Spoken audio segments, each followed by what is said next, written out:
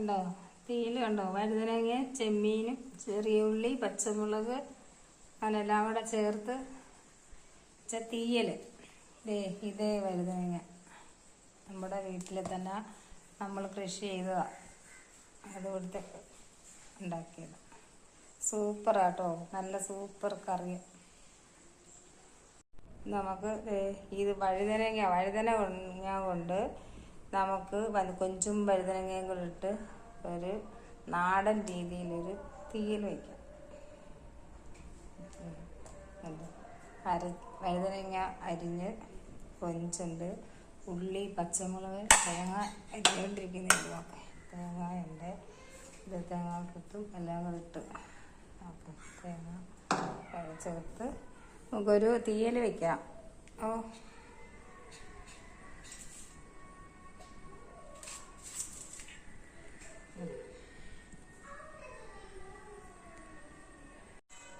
Hi, നമുക്ക് ഒരു അടിപൊളി കറി വയ്ക്കാം, തീയൽ വയ്ക്കാം.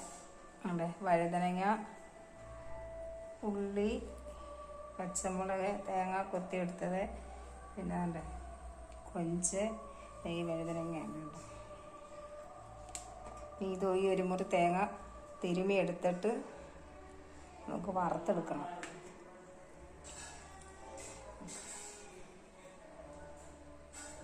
ചട്ടി വെച്ച് വരട്ടിയെടുക്കാം. ഇത് കാണാം.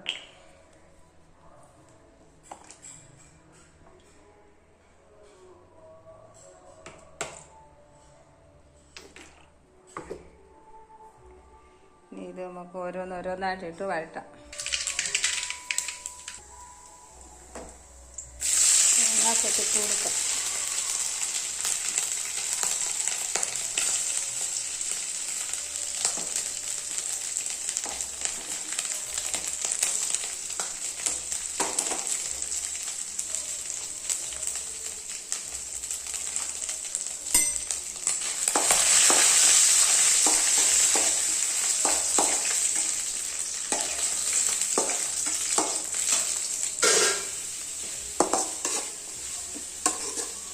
ചെറിയ ഉള്ളി അരിഞ്ഞതും പച്ചമുളകും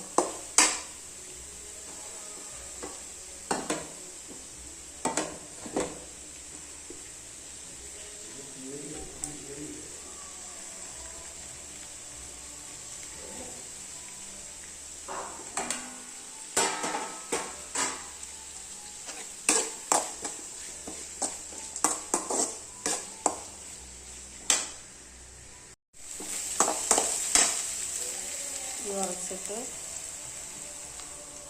കുറച്ച് മഞ്ഞൾപ്പൊടി ഇട്ട് കൊടുത്തു. ഉള്ളി വാടാൻ വേണ്ടിയിട്ട് കുറച്ച് ഉപ്പ്,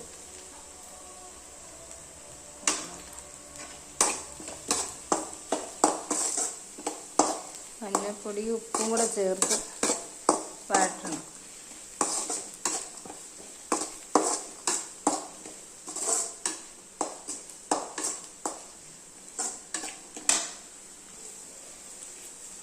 വറുത്ത് വൃത്തിയാക്കി പാലും തലയെല്ലാം എടുത്ത് കഴുകിയതാണ്.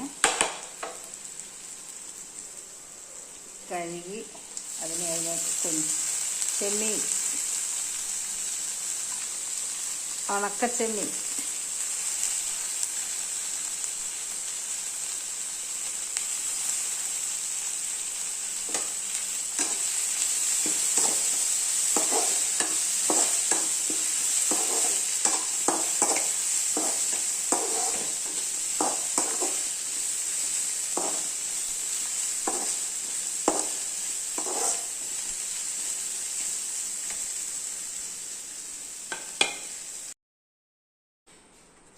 കുറച്ച് ഉള്ളിയും കൂടെ വറുത്ത് നമ്മളിങ്ങനെ കോരി മാറ്റി വെച്ച് എന്നിട്ട് വഴുതനങ്ങ ഇട്ട് കൊടുക്കാം.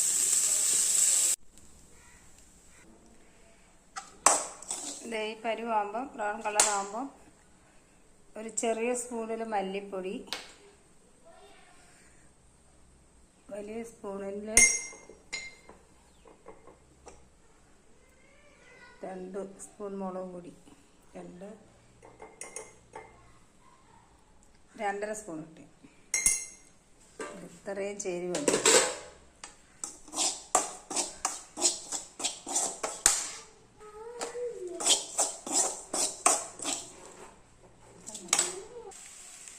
ഇതിലേക്ക് നമ്മൾ അരച്ച് വെച്ച തേങ്ങ, മുളക് പൊടി, മല്ലിപ്പൊടി ഇതെല്ലാം കൂടെ വെള്ളം തൊടാതെ അങ്ങോട്ട് അരച്ചിട്ട്, വെള്ളം ചേർക്കാതെ അരച്ച് കലക്കി ചേർക്കണം. വെള്ളം തൊടാതെ അരക്കണം, എങ്കിലേ നമുക്ക് തീയലിൻ്റെ ടേസ്റ്റ് അറിയത്തുള്ളൂ. അതിന് ആവശ്യത്തിനുള്ള വെള്ളം ചേർത്ത് ശകലം പുളിയും കൂടെ ചേർത്ത്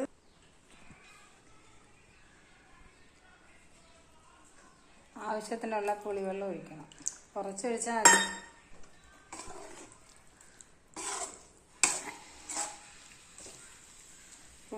പുളി ചേർത്ത് കുറച്ച് നാടൻ കറിവേപ്പിലയാണ് അതിട്ട് അതിൻ്റെ കൂടെ ഒരു 1/4 സ്പൂണ് ഉലുവാപ്പൊടി ചേർത്ത്